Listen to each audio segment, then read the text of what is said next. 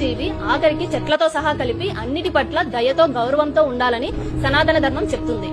కానీ మూర్ఖులు ఈవినింగ్ అవ్వగానే చికెన్ మటన్ అని తింటూ ఉంటారు. బృహదారణ్యకోపనిషత్తులో ఉన్న విషయాలు మీకు తెలియజేస్తున్నాను. 108 ఉపనిషత్తుల్లో ఇదొక ఉపనిషత్తు. ఇందులో ఏముందంటే, ఎద్దు మాంసంతో బిర్యానీ వండుకొని తింటే భార్యాభర్తలకు మంచి పుత్రుడు కనే బలము వస్తుంది, సామర్థ్యం వస్తుందని ఈ ఉపనిషత్తు తెలియజేస్తుంది. గమనించగలరు. ఉపనిషత్తు దర్శనము అనే పుస్తకంలోంచి కూడా నేను చూపిస్తున్నానండి ప్రూఫ్ కింద. ఇది పరిపూర్ణానంద స్వామి అప్రూవ్ చేసిన పుస్తకం. ఇందులో కూడా అదే అంశం పర్ఫెక్ట్గా రాస్తుంది. ఉపనిషత్తుల్లో బీఫ్ బిర్యానీ గమనించగలరు ప్రేక్షకులారా. శవస్పర్శ నీకు కలిగినా నువ్వు దుష్టమవుతావు. ఎందుకంటే నీలో ఉండే ఫీల్డ్ దెబ్బతింటుంది.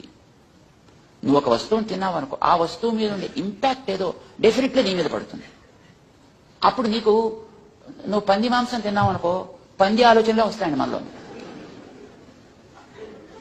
మనిషి ఆలోచన రావు. సారీ, మనం మేక మాంసం తిన్నాం అనుకోండి, ఆ బుద్ధి పుడుతుందండి. అలా ఒకటి పోతుంటే దాని వెనక పడిపోవడమే వస్తుందా, సొంత బుర్ర పనిచేయదు.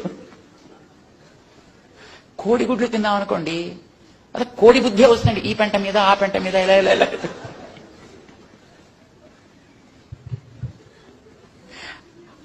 అందులో ఉండే ఏరుగు తినడమే.